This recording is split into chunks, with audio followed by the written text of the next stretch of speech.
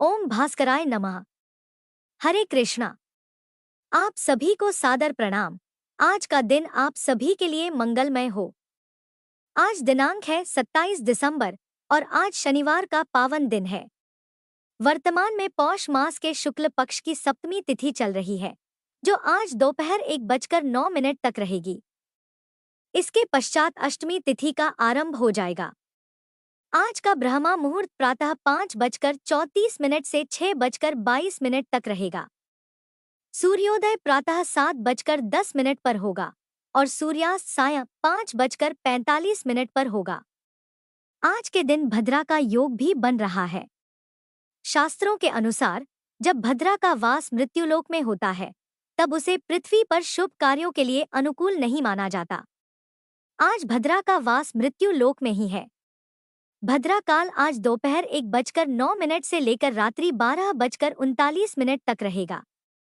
अब आइए हम आगे बढ़ते हैं और पौष मास महात्म्य की आज की पावन कथाओं का श्रवण करते हैं। यदि आपको ये कथाएं प्रिय लगती हैं, तो कृपया वीडियो को प्रेमपूर्वक लाइक अवश्य करें। जिस प्रकार आप सभी को प्रतिदिन इन कथाओं की प्रतीक्षा रहती है, उसी प्रकार मुझे भी आपके लाइक और कमेंट का इंतजार रहता है। तो चलिए, सबसे पहले हम सुनते हैं सीता नित्य नेम की पावन कथा। इस कहानी को सीता माता कहती थी और प्रभु श्री राम सुना करती थी। एक दिन श्री राम भगवान को किसी काम के लिए बाहर जाना पड़ा। तो सीता माता कहने लगी कि भगवान, मेरा तो 12 वर्ष का नितनेम है। अब आप बाहर जाएंगे तो मैं अपनी कहानी किसे सुनाऊंगी? तब श्री राम ने कहा कि सीते, आप कुएं की पाल पर जाकर बैठ जाना और वहां पर जो भी औरतें पानी भरने आएंगी उन्हें अपनी कहानी सुना दिया करना। सीता माता कुएं की पाल पर जाकर बैठ गई। तभी एक स्त्री आई। उसने रेशम की जरी की साड़ी पहन रखी थी और सोने का घड़ा ले रखा था। सीता माता उसे देखकर कहने लगी, बहन, मेरा 12 वर्ष का नितनेम सुन लो। पर वह स्त्री बोली कि मैं तुम्हारा नितनेम सुनूंगी तो मुझे तो घर जाने में देर हो जाएगी और मेरी सास मुझसे झगड़ा करेगी। इसलिए उसने कहानी नहीं सुनी और अपने घर चली गई। लेकिन उसके घर जाते ही उसकी रेशम चरी की साड़ी फट गई। सोने का घड़ा मिट्टी के घड़े में बदल गया। सासू ने देखा तो पूछा, अरे बहू, यह किसका दोष अपने सिर लेकर आ गई है? बहू बोली, माँ जी, कुएं पर एक औरत बैठी थी। उसने अपनी कहानी सुनने के लिए कहा, लेकिन मैंने नहीं सुनी। शायद उसी का यह फल मुझे मिला है। बहू की बात सुनकर अगले दिन वही साड़ी और वही घड़ा लेकर सास कुएं की पाल पर गई। सास को वहीं पर सीता माता बैठी मिली तो माता सीता ने कहा, बहन, मेरी कहानी सुन लीजिए। सासू बोली, एक बार छोड़, मैं तो 4 बार कहानी सुन लूंगी। तब सीता माता बोली, राम आए, लक्ष्मण आए, देश के पुजारी आए, नित नेम का नेम लाए, आओ राम बैठो, राम तपी रसोई जीमो, राम माखन मिश्री खाओ, राम दूध पताशा पियो, राम सूत के पलका मोठो, राम शाल दुशाला पोठो, राम शाल दुशाला ओढ़ो, राम जब बोलूं राम ही राम, राम सवारे सबके काम, खाली घर भंडार भरेंगे, सबका बीड़ा पार करेंगे, श्री राम जय राम, जय जय राम। सासू बोली, बहन, कहानी तो बहुत अच्छी लगी। फिर कहानी सुनकर सासू घर चली गई और उसकी साड़ी फिर से रेशम जरी की बन गई। मिट्टी का घड़ा भी फिर वापस से सोने के घड़े में बदल गया। बहू ने देखा तो कहने लगी, सासू माँ, आपने यह सब कैसे किया? सासू बोली, बहू, तू दोष लगा कर आई थी और मैं अब दोष उतार कर आ रही हूँ। बहू ने पूछा कि माँ जी, वह कुएं वाली स्त्री कौन है? सासू ने बताया कि वह तो सीता माता थी। वह पुराने से नया कर देती है, खाली घर में भंडार भर देती हैं। वह लक्ष्मी जी का वास घर में कर देती हैं और मनुष्य की जो भी इच्छा हो उसे पूर्ण कर देती हैं। बहू बोली, माँ जी, फिर तो ऐसी कहानी मुझे भी सुना दो। सास बोली कि ठीक है, तुम भी सुनो। फिर सास ने कहानी शुरू की। राम आए, लक्ष्मण आए, देश के पुजारी आए, नित नेम का नेम लाए, आओ राम बैठो, राम तपी रसोई जीमो, राम माखन मिश्री खाओ, राम दूध बताशा पियो, राम सूत के पलका मोठो, राम शाल दुशाला पोठो, राम शाल दुशाला ओढ़ो, राम जब बोलूं राम ही राम राम सवारे सबके काम, खाली घर भंडार भरेंगे सबका बेड़ा पार करेंगे, बोलो श्री राम जय जय राम। कहानी सुनकर बहू बोली, माँ जी कहानी तो बहुत अच्छी है। सासू ने कहा ठीक है, अब से हम इस कहानी को रोज किया करेंगे। अब सास बहू रोज सवेरे उठती, नहाती धोती और पूजा करने के बाद नित्य नेम की सीता माता की कहानी कहती। एक दिन की बात है, उनके यहाँ पड़ोस की एक औरत आई और बोली कि बहन जरा सी आँच तो देना। तो बहू बोली कि आज तो अभी हमने जलाई ही नहीं। पड़ोसन बोली तो फिर तुम सुबह 4 बजे से उठकर क्या कर रही हो? तो उन्होंने कहा कि हम तो सुबह सुबह उठकर पूजा करते हैं। फिर सीता माता की नित्यनेम की कहानी कहते हैं। पड़ोसन ने उनकी बात सुनकर फिर कहा कि सीता माता की कहानी कहने से तुम्हें क्या मिला? तब वे दोनों बोली कि सीता माता की कहानी कहने से घर में भंडार भर जाते हैं, सारे काम पूर्ण हो जाते हैं, मन की इच्छा भी पूरी होती है। पड़ोसन ने कहा, बहन अगर ऐसा है तब तो फिर मुझे भी कहानी सुना दो। तब बहू बोली कि ठीक है, तुम भी यह कहानी सुन लो। राम आए लक्ष्मण आए, देश के पुजारी आए, नित नेम का नेम लाए। आओ राम बैठो राम, तपी रसोई जीमो राम।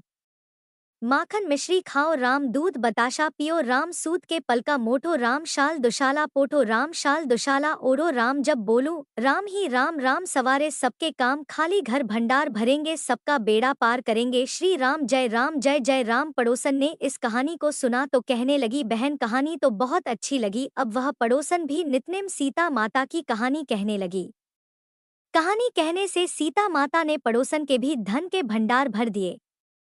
देखते ही देखते अब तो पूरे मोहल्ले में नित्नेम की कथा चल पड़ी और हर किसी की मनोकामना पूर्ण होने लगी। हे सीता माता, जैसे आपने उन सभी के भंडार भरे वैसे ही हमारे भी भरना। कहानी कहने वाले, सुनने वाले और हुंकार भरने वाले सबके भरना।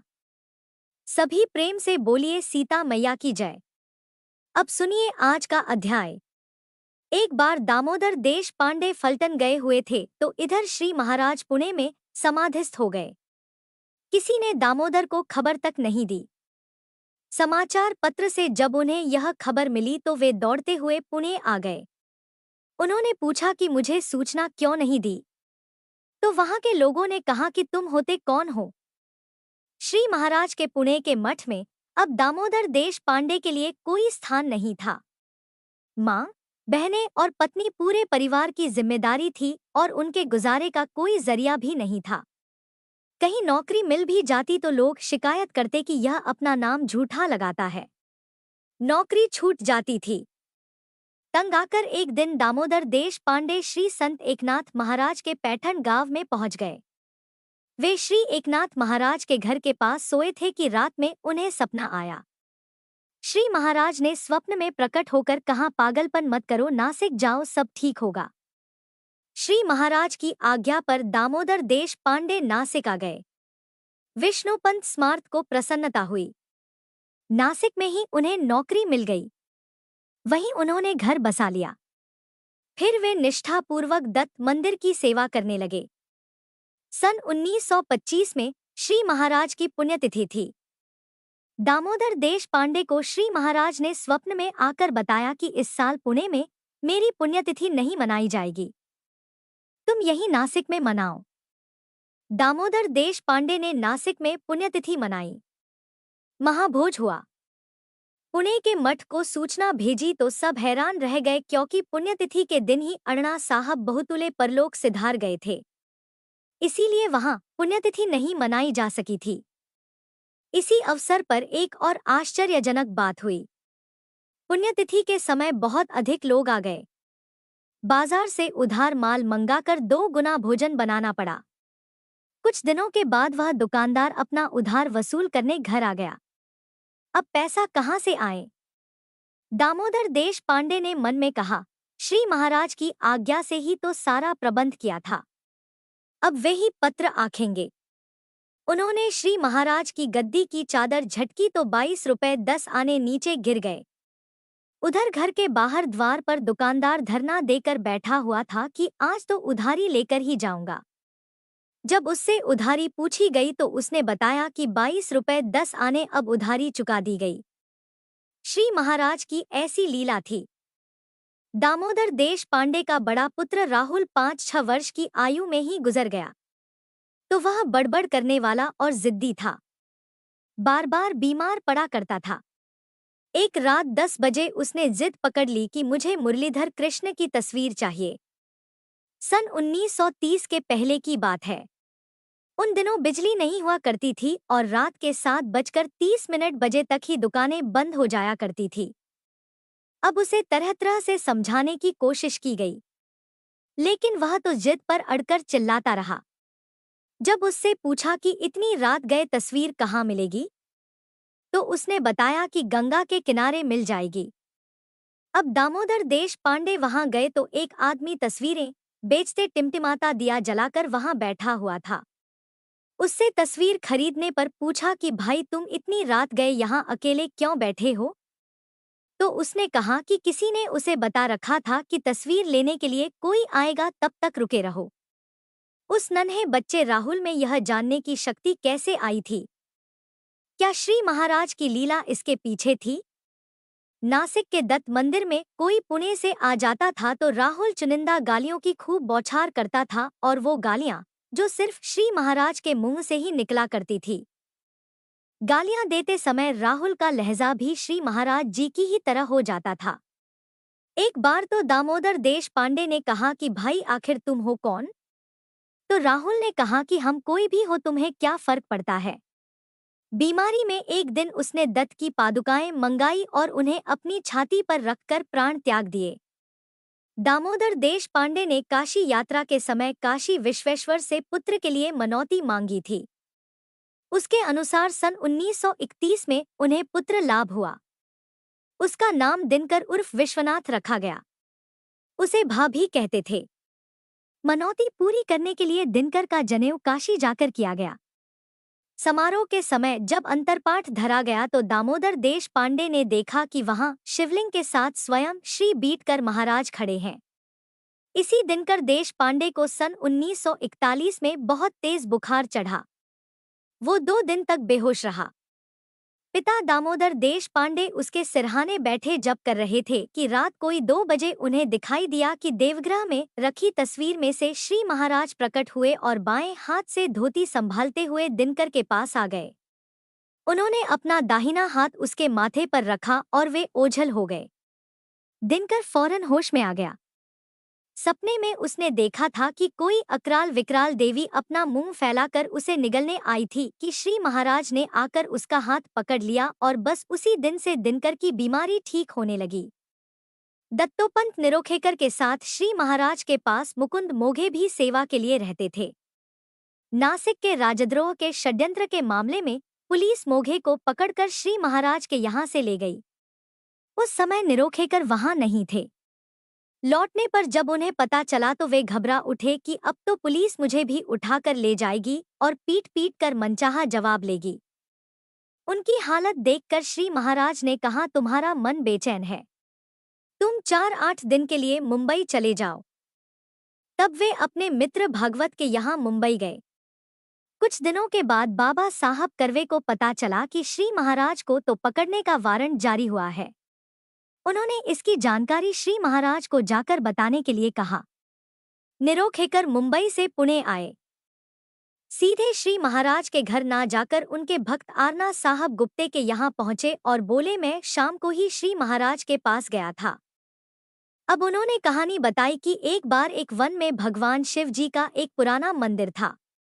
एक धनी आदमी वहां आकर शिवलिंग की षोडशोपचार पूजा करता था। उसके बाद दोपहर के कोई 12 बजे एक चरवाहा मुंह में पानी भरकर आता था। वह पूजा उतार कर उस पर कुल्ला करता और शंभो हर हर पुकार कर निकल जाता था। एक बार भवानी शिव जी से बोली, आपको घिनौनी ही बातें अच्छी लगती है प्रभु, वो धनी आदमी उत्तम पूजा करता है, उस पर आप प्रसन्न नहीं होते और वह गंदा चरवाहा आप पर अपने मुंह का झूठा पानी डालता है, फिर भी आप उसे सजा नहीं देते। तब शिव जी बोले, मैं केवल शुद्ध बातों को ही अपनाता हूँ। कुछ ही दिनों में देवी तुम भी इसका रहस्य जान जाओगी। कुछ दिनों के बाद वह धनी आदमी पूजा के लिए आ गया कि इतने में ही मंदिर के ऊपर कड़कड़ाहट हुई। उसमें से पत्थरों के टुकड़े गिरने लगे। मंदिर गिर जाएगा, इस डर से वह आदमी तुरंत वहां से भाग गया। अब दोपहर के 12 बज गए तो वही चरवाहा आ गया जो मुंह से पानी भरकर शिवलिंग के ऊपर डाला करता था। उसके आते ही कड़कड़ाहट और बढ़ गई और बड़े बड़े पत्थर गिरने लगे। तब उस चरवाहे ने सोचा, शिवलिंग टूट जाएगा तो मैं कल किसकी पूजा करूंगा? चाहे कुछ भी हो जाए, मुझे तो इसे बचाना ही होगा। और वह शिवलिंग से लिपट कर पड़ा रहा। कहानी पूरी करके श्री महाराज बोले कि निष्ठा ऐसी होनी चाहिए। अरणाना साहब गुप्ते की बात सुनकर निरोखेकर जान गए कि श्री महाराज ने यह कहानी मेरे लिए ही बताई है। वे श्री महाराज के पास आ गए और उन्होंने उन्हें वारंट की बात बताई। श्री महाराज ने चैन से चाय पी ली और कहा कि हमारा क्या यहाँ रहने के बदले जेल में रह लेंगे। जो खबर डरावनी थी उसे सुनकर वो बिल्कुल भी डगमगाई नहीं। किसी को कुछ भी नहीं हुआ और मोघे भी बरी कर दिए गए। अटल निष्ठा ही तो मनुष्य को संकटों से पार कराती है। नासिक में श्री नारायण महाराज चांदोरकर नाम के एक पहुंचे हुए सिद्ध थे। गोदावरी के किनारे विदेही नग्नावस्था में पड़े रहते थे। गंगूबाई नाम की एक तवायफ उनकी शिष्या थी। वह रोज उनके पास आकर उन्हें अच्छे गलीचे पर बिठाती थी और घंटा भर उन्हें अपनी सुरीली आवाज में भक्ति पद सुनाती थी। एक दिन नासिक का अंग्रेज कलेक्टर अपनी बीवी के साथ नदी किनारे घूमने आया तो नग्नावस्था में वहां पड़े श्री नारायण महाराज पर उसकी नजर पड़ी। उसने उन्हें नासिक से कहीं दूर ले जाकर रखने का आदेश दे दिया। श्री नारायण महाराज को ले जाकर अब चांदोरी गांव में रखा गया।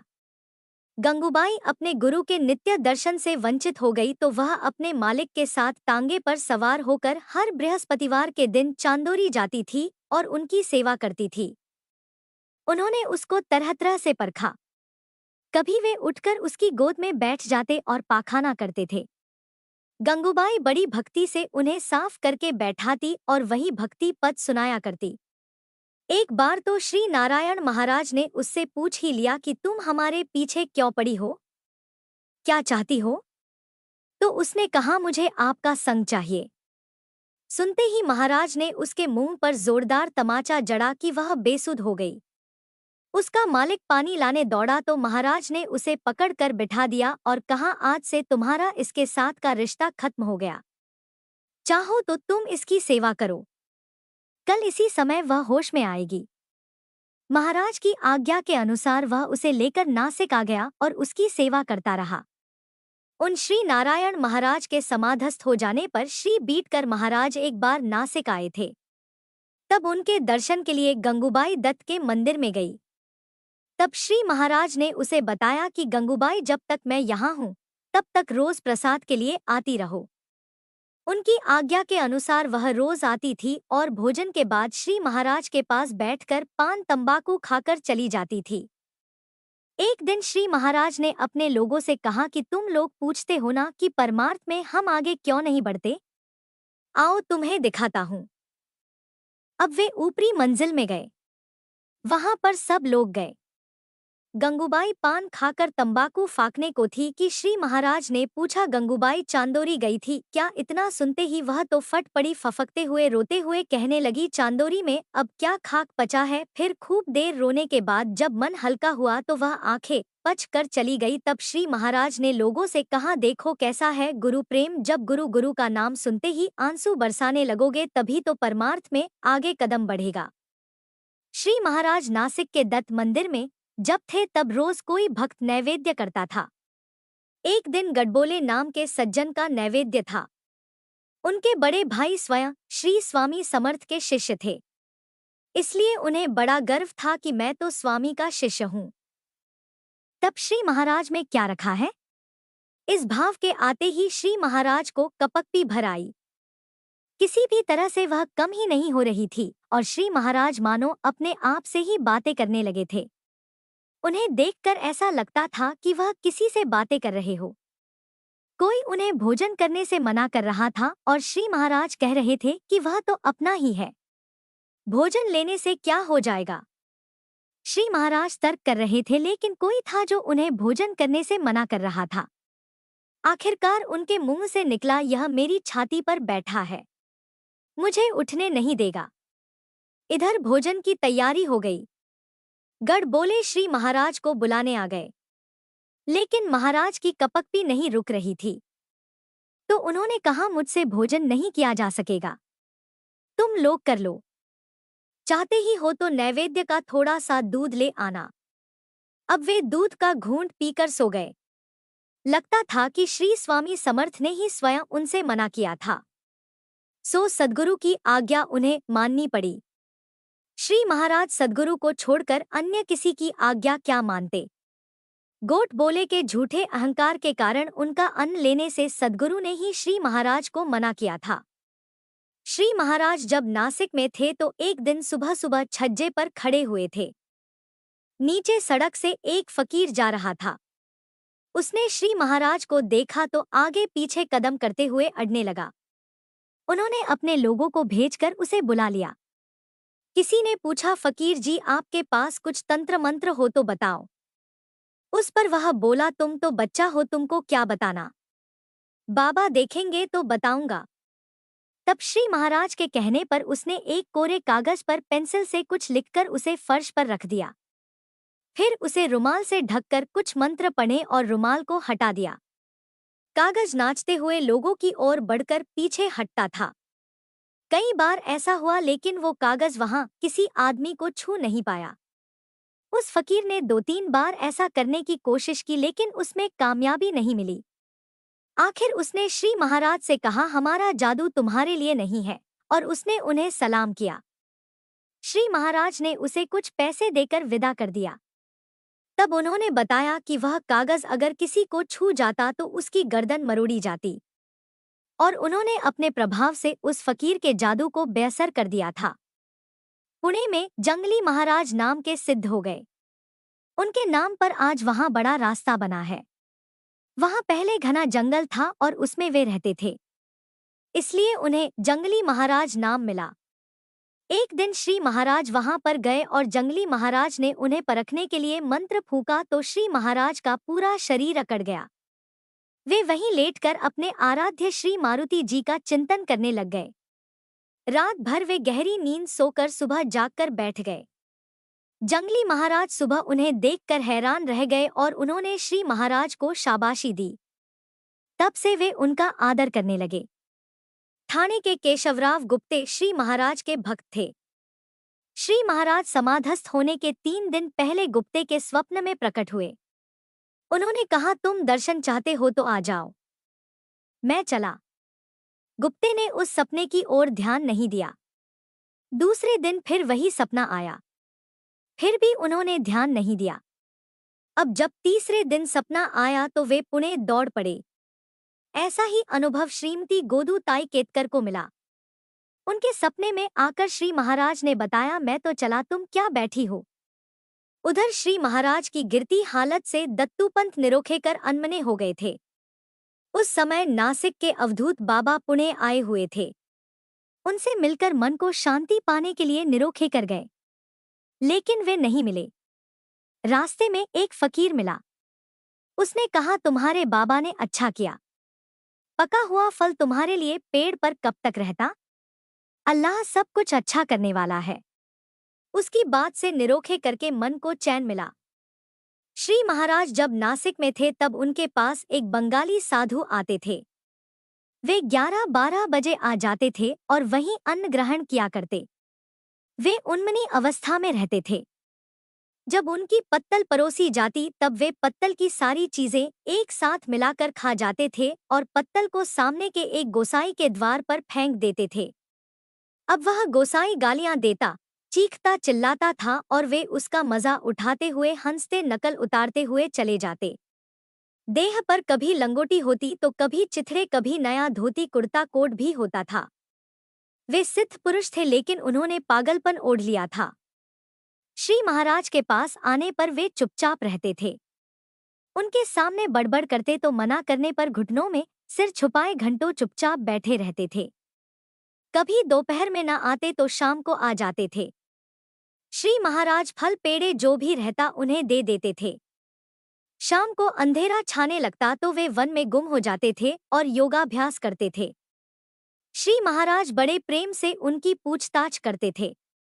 वे अपने शिष्य भक्तों से कहते थे कि भगवान तुम लोगों के लिए ही तो यहाँ घर बैठे ऐसे आदमी को ले आता है। तो भगवान संतों के रूप में अपनी लीलाएं हमें दिखाते रहते हैं। संतों के रूप में वे अपने भक्तों को दर्शन देते हैं।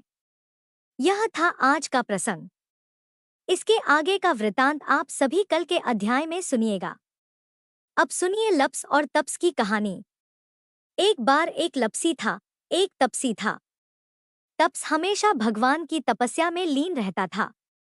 लप्सी रोजाना 1.25 शेर की लापसी बनाकर भगवान को भोग लगाकर जीम लेता था। एक दिन वे दोनों आपस में झगड़ा करने लगे। तप्स बोला, मैं रोज भगवान की तपस्या करता हूँ, इसलिए मैं बड़ा हूँ। लप्स बोला, मैं रोज भगवान को 1.25 शेर लापसी का भोग लगाता हूँ, इसलिए मैं बड़ा हूँ। नारद जी वहां से गुजर रहे थे। दोनों को झगड़ा करता देख उनसे पूछा कि तुम दोनों झगड़ा क्यों कर रहे हो। तब लप्स ने खुद को बड़ा होने का कारण बताया और तप्स ने भी खुद को बड़ा होने का कारण नारद जी को बताया। सुनकर नारद जी बोले, तुम्हारा फैसला तो मैं कर दूंगा। दूसरे दिन लप्सी और तप्स स्नान कर अपनी रोज की भक्ति करने आए तो नारद जी ने छुपकर 1.25 करोड़ की एक एक अंगूठी उन दोनों के आगे रख दी। तपसी की नजर जब अंगूठी पर पड़ी तो उसने चुपचाप अंगूठी उठाकर अपने नीचे दबा ली। उधर लप्सी की नजर भी अंगूठी पर पड़ी लेकिन उसने ध्यान नहीं दिया और भगवान को भोग लगाकर लापसी खाने लगा। नारद जी जब सामने आए तो दोनों ने पूछा, बताइए नारद जी, हम दोनों में से कौन बड़ा है। तब नारद जी ने तप्स से खड़ा होने को कहा। वह खड़ा हुआ तो उसके नीचे दबी हुई अंगूठी दिखाई पड़ी। नारद जी ने तप्स से कहा, तपस्या करने के बाद भी तुम्हारी चोरी करने की आदत नहीं गई, इसलिए लप्स बड़ा है और तुम्हें तुम्हारी तपस्या का भी कोई फल नहीं मिलेगा। तब तपसी शर्मिंदा होकर क्षमा मांगने लगा। उसने नारद जी से पूछा, नारद जी, मेरी तपस्या का फल फिर मुझे कैसे मिलेगा। तब देवर्षि नारद जी ने बताया, अगर कोई गाय और कुत्ते की रोटी नहीं बनाएगा तो फल तुझे मिलेगा। अगर कोई ब्राह्मण को जमाकर दक्षिणा नहीं देगा तो फल तुझे मिलेगा। अगर कोई साड़ी के साथ ब्लाउज नहीं देगा तो फल तुझे मिलेगा। अगर कोई दिए से दिया जलाएगा तो फल तुझे मिलेगा। अगर कोई सारी कहानी सुने लेकिन तुम्हारी कहानी ना सुने तो फल तुझे मिलेगा। उसी दिन से हर व्रत कथा और कहानी के साथ लप्सी तपसी की कहानी भी सुनी और कही जाती है। हरे कृष्णा। आज की कथा में बस इतना ही। इसके आगे का प्रसंग आप सभी अगली कथा में श्रवण करेंगे। कथा को अंत तक सुनने के लिए आपका हृदय से धन्यवाद। सभी प्रेम से बोलिए, श्री रामचंद्र जी की जय।